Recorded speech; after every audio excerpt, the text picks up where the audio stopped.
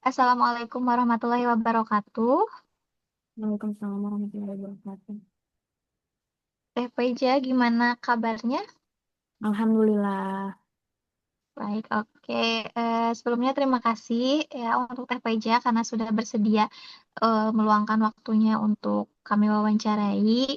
Jadi wawancara ini merupakan bagian dari penelitian kelompok kami yang berjudul Exploring Scaffolding as a Pedagogical Skill in Micro Teaching. Nah, tujuan dari wawancara ini adalah untuk memahami bagaimana Teh Paija menerapkan scaffolding atau bantuan bertahap dalam proses belajar. Baik, untuk kita langsung saja ke pertanyaan yang pertama ya. Untuk teknik yang Teh Paija gunakan itu teknik apa saja? Teknik dalam mengajar.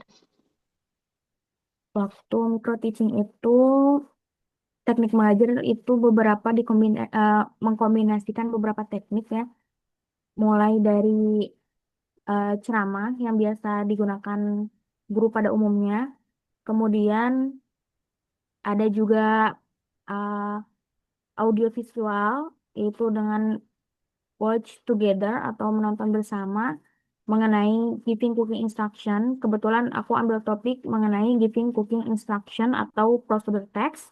Kemudian juga menggunakan role play untuk main activities. Di situ di role play itu menggunakan print out mengenai ingredients sebagai alat bantu untuk role playnya. Nah, Begitu. oke, sangat menarik ya tekniknya. Terus bagaimana teknik itu, teknik tersebut itu bisa sesuai dengan tujuan dari pembelajaran Teh Paija? Sesuai dengan tujuan pembelajaran karena eh, tujuan pembelajaran aku sebenarnya yang diajarkan pada saat micro teaching itu untuk menggali eh, lebih ke skill speaking mereka gitu, Hmm, yaitu memberikan instruksi dan receiving atau reacting instruction gitu secara lisan, eh, bagaimana mereka menggunakan sequence word, bagaimana mereka menggunakan eh, apa namanya cooking words gitu. hmm, Dan baik, di menarik. outputnya itu menggunakan role play. Jadi benar-benar dilihat dari speaking mereka gitu. Ya, jadi, oke. Eh, dan aktivitas apa yang Teh Paija gunakan untuk membuat eh, pembelajaran di dalam kelas itu lebih menarik? Untuk aktivitas eh, yang menariknya itu lebih ke role play Play, ya. yang menggunakan print out ingredients itu.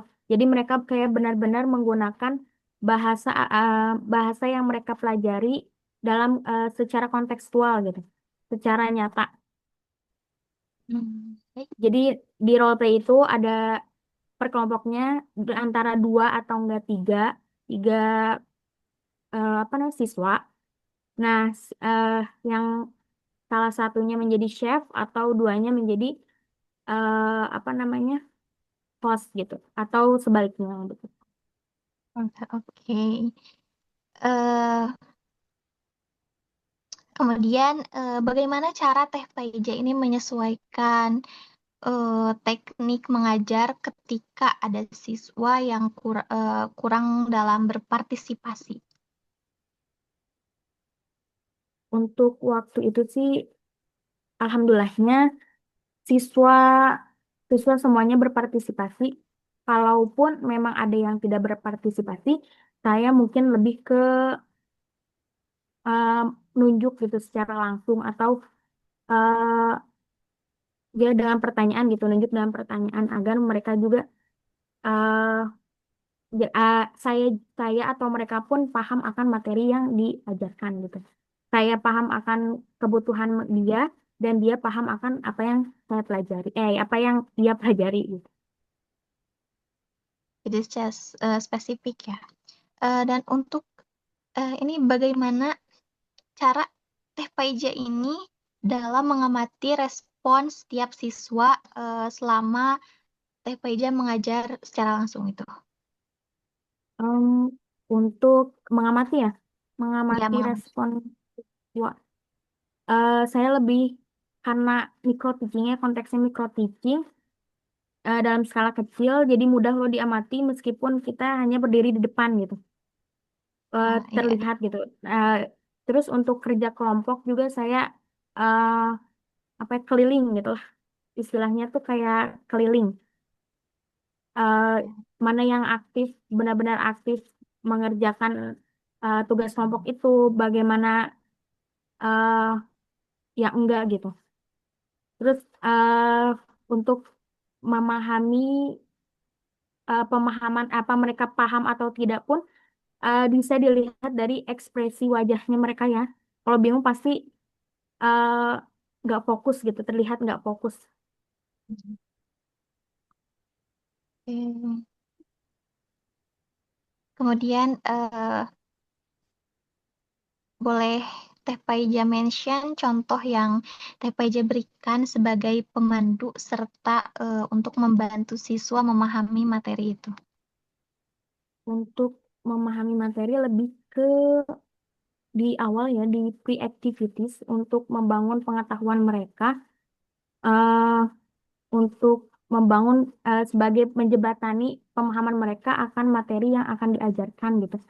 Di di pre-activities ini saya lebih memberikan pertanyaan yang memang seperti yang menghubungkan ke bahasa yang akan digunakan gitu. Seperti uh,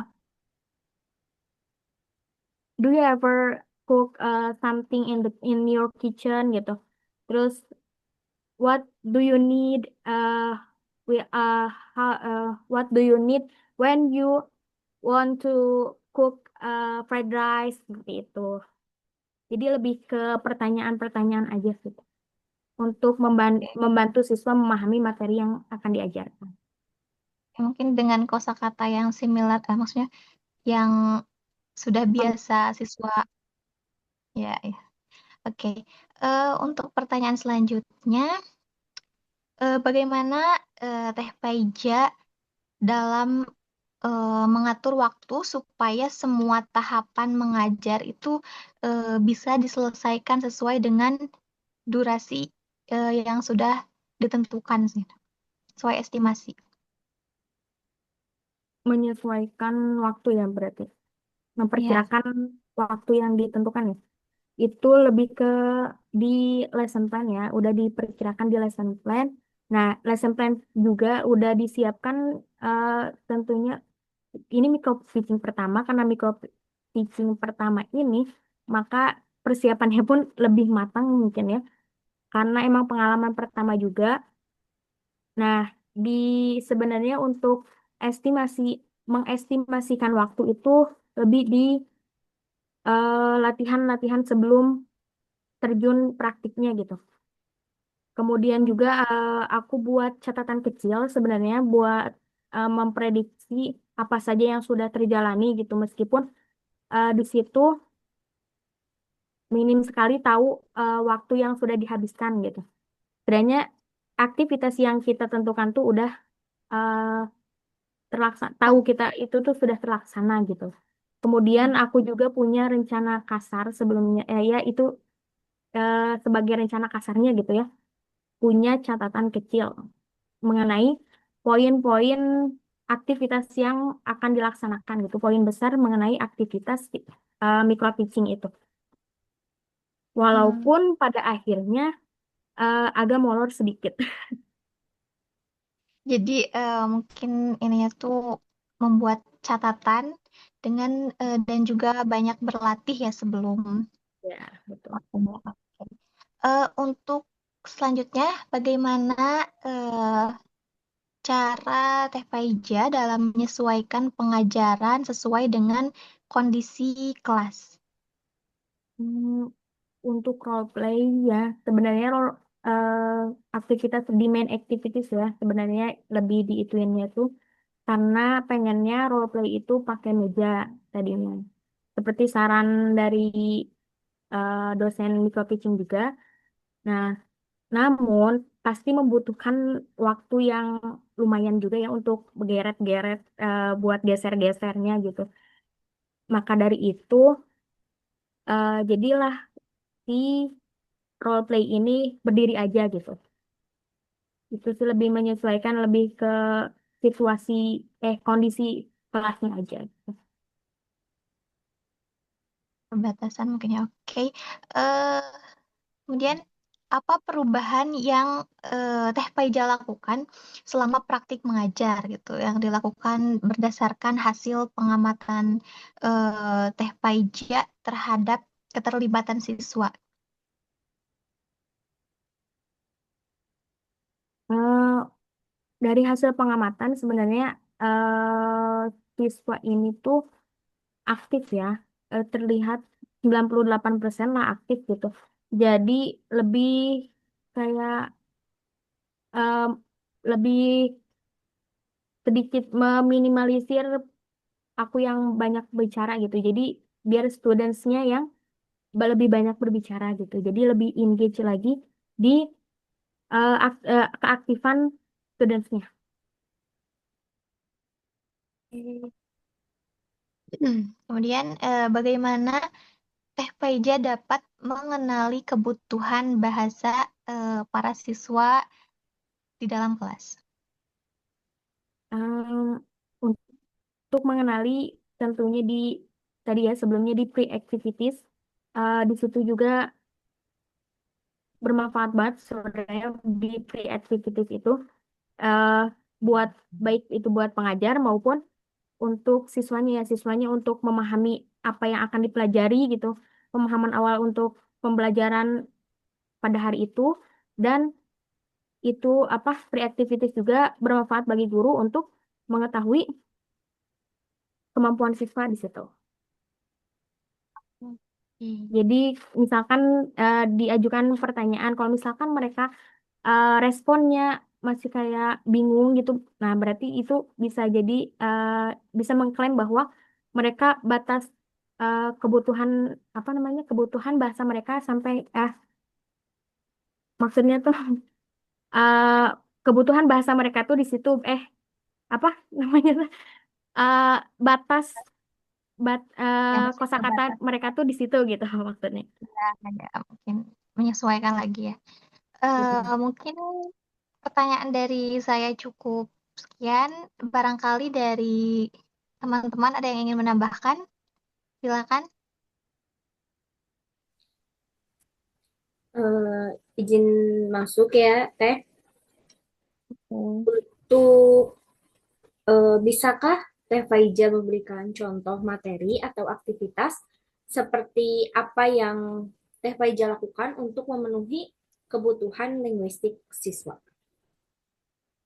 Memberikan gimana apa gimana contoh Eh, materi atau contoh aktivitasnya materi atau aktivitas seperti apa yang Teh Faiza lakukan untuk memenuhi kebutuhan linguistik siswa? untuk memenuhi aktivitas untuk memenuhi kebutuhan siswa itu aku pakai role play karena memang berdasarkan tujuan pembelajaran juga adalah untuk menggali speaking mereka gitu. Jadi mereka menyusun instruksi, bagaimana mereka menyusun instruksi, bagaimana mereka memberikan instruksi, bagaimana mereka receiving or reacting instruction gitu, secara langsung dan atau kontekstual gitu. Hmm, pada saat micro teaching kemarin, apakah Teh Faiza memberikan umpan balik yang dapat digunakan siswa untuk perbaikan ke depannya? Jika iya, bisa tolong dijelaskan umpan balik seperti apa yang diberikan? Untuk umpan balik atau feedback ya, sebenarnya niatnya tuh ingin dilakukan, namun mungkin eh, sedikit memakan waktu, jadi hanya memberikan apresiasi saja.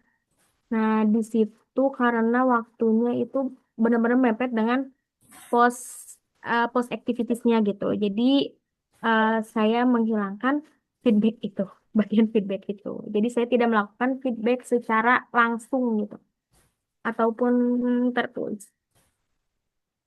Dan untuk bagaimana cara Teh Faiza mendorong siswa untuk saling berbagi ide dan saling membantu dalam pembelajaran? Bagaimana menurut siswa untuk saling berbagi ide dan lebih ke kerja kelompok untuk jadi sebelum role play itu kan main activitiesnya itu role play ya. Ya. Nah, sebelum role play itu ada diskusi terlebih dahulu. Nah, jadi di situ mendorong siswa untuk berkolaborasi atau kerja kelompok, eh, menentukan siapa yang menjadi host, siapa yang menjadi chef gitu. Kemudian mendiskusikan apa saja yang akan disampaikan nanti ketika role play gitu. Apa yang akan eh, bagaimana performnya nanti gitu. Selanjutnya, aktivitas seperti apa yang Anda gunakan agar siswa dapat terlibat dalam kerja kelompok atau berpasangan? Aktivitas seperti apa? Yaitu role play ya. Kemudian eh, apa namanya itu menggunakan di role play itu kan ada print out mengenai ingredients, kemudian eh, mereka juga diminta untuk membuat dialog, dialog intinya. Jadi sebelum role play kan tadi sebelumnya aku udah kasih tahu ya bahwa mereka juga mendiskusikan bagaimana dialog apa saja yang akan disampaikan nanti ketika perform gitu. Eh, Jadi setiap siswa itu dapat jobnya lah ya. jadi setiap siswa itu punya tanggung jawab masing-masing gitu ya. Ya, betul. Dan yang terakhir untuk gimana sih cara Teh Faiza menjaga agar interaksi siswa itu tetap fokus dan efektif selama pembelajaran berlangsung? Lebih ke mengingatkan waktu ya pada setiap aktivitas gitu. Kayak contohnya pada eh, tadi ya yang waktu untuk berdiskusi gitu. Saya kasih waktu 2 menit sampai 3 menit untuk berdiskusi. Kemudian setelah itu tidak ada lagi diskusi. Kemudian em, saya juga memantau setiap kelompok agar nggak ada yang kerja-kerja gitu, yang enggak gitu. Nggak ada, jadi nggak ada ketimpangan dalam kerja kelompok gitu. Jadi intinya kayak semuanya itu rata sama-sama bekerja gitu ya. Memberikan pastinya saya juga memberikan instruksi yang jelas ya untuk setiap kegiatan gitu. Baik, mungkin dicukupkan sekian. Terima kasih atas waktunya. Wassalamualaikum warahmatullahi wabarakatuh. Waalaikumsalam.